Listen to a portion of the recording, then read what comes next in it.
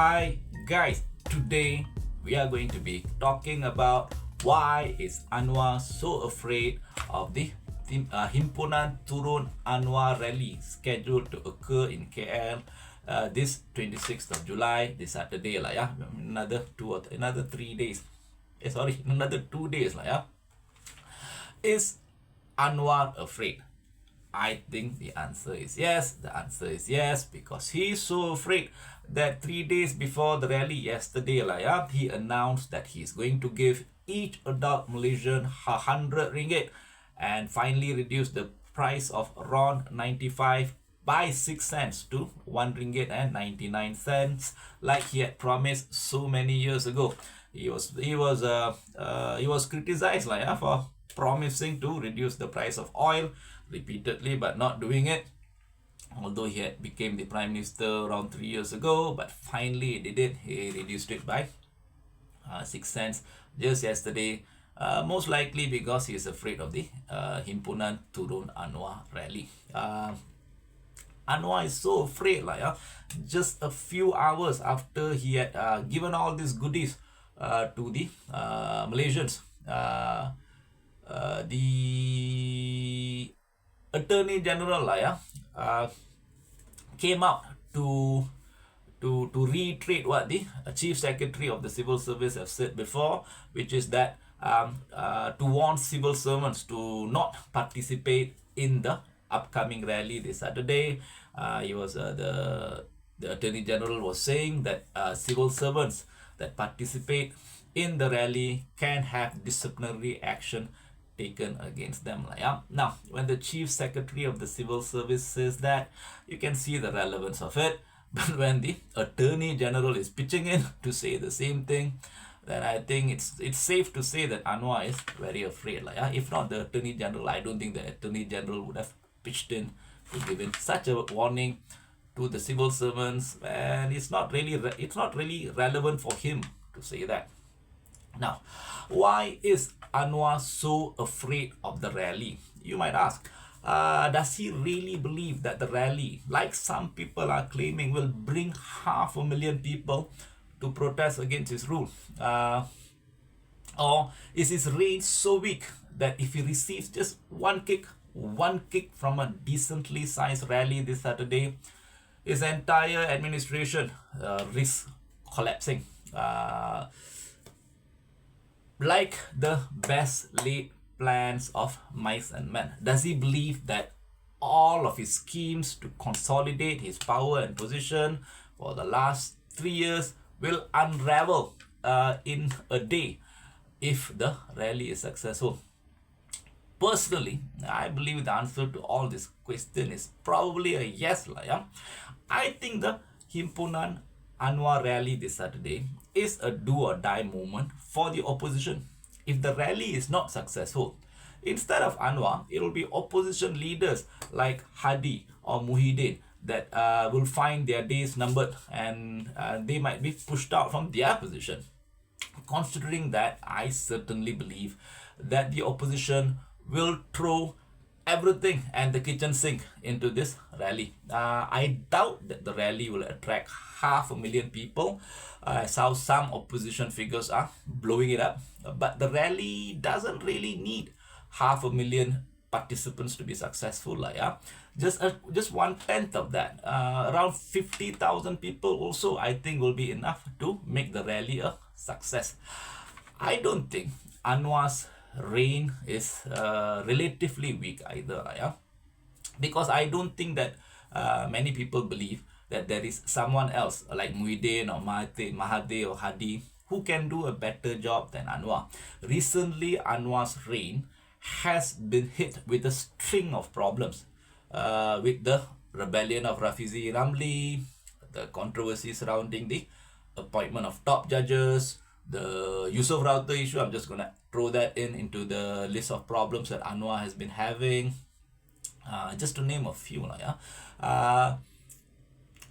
On the street, if you go to the street, you can also notice a palpable dip in the support for his reign, particularly amongst the Indians and Chinese. Indians and Chinese used to form his strongest support base. And you can see that the his support amongst the Indians and Chinese is palpable, noticeably, significantly dipped. Also, the rising cost of living uh, is also something that is biting into people, and that could easily turn around and bite Anwar's administration as well. But despite all of his problems, Anwar is blessed with the good fortune of having no one in the country who look like they can do a better job than him.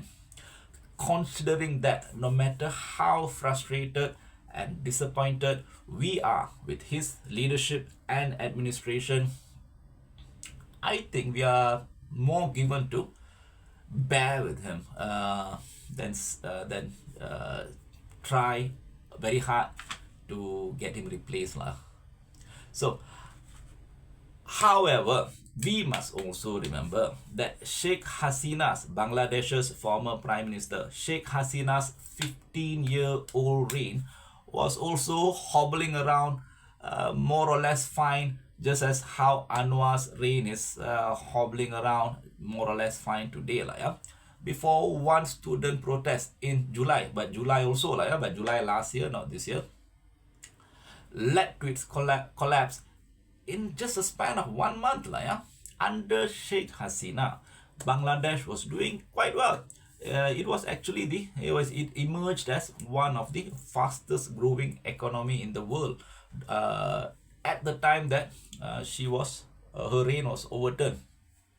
But a particularly energetic protest by university students, which invited an overreaction by her government, was all that was needed to cause her reign to topple, and Sheikh Hasina herself would find herself fleeing Bangladesh, all within a span of 1 month. We cannot also dismiss the fact that Anwar might be particularly edgy and afraid of the upcoming opposition rally, because he might be actually close to achieving his aim.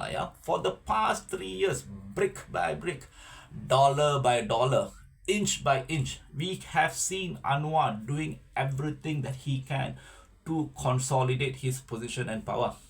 He could possibly be very close to finally securing it, and it might be because he's so close to securing his power and position that he's now very afraid. We must remember, we become most susceptible to become disturbed and afraid when the goal that we have long sought is within reach, although it is not yet in our grasp. So, saying all that, we also must remember that Malaysia has a reputation. What's our reputation? We have a reputation of bringing down governments with rallies. The Hindraf rally in 2007 was instrumental in bringing down Pak Las administration.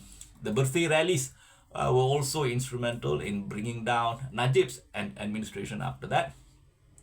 Going by these precedents, the Turun Anwar rally also has the potential of bringing down Anwar's administration if it succeeds in creating the impression that there are a large number of people who have rejected Anwar's leadership. As long as no one sees anyone rejecting Anwar's leadership with strength or in large scale, everyone will likely just imagine that Anwar's rule is consented by everybody, however grudgingly. So, if we perceive, however, that Anwar's rule is consented or accepted by everybody, we will also be more inclined to consent to and accept Anwar's rule, no matter how frustrated we are by it, simply because we believe that everybody has consented and accepted it, so we should also consent and accept it also. If we just see 15,000 or 10,000 people protesting against Anwar in KL this Saturday in a meek and forgettable fashion, we will likely still retain the belief that everybody has consented and accepted to Anwar's reign, even if we are disappointed, frustrated by it. But by and large, we have still accepted it, and we will continue to bear with this leadership for the time being. If we see 50,000, 50,000 or more people protesting against Anwar in KL this Saturday, however, and if they are protesting in a energetic and memorable fashion, perhaps by braving through water cannon or braving through baton charges, as how we saw the Hindraf and birthday rally participants did in the past, then we might lose the belief that Anwar's reign is consented to and accepted by everyone. And if that happens, then we will also stop accepting and consenting to his reign, which will then in turn make Anwar look like an ordinary person with just 2 hands, 2 legs, and 2 eyes. In many third world countries, I'm just going to include Malaysia in this category of third world country for this particular topic. In many third world countries, a leader is only safe for as long as people perceive them in superlative terms.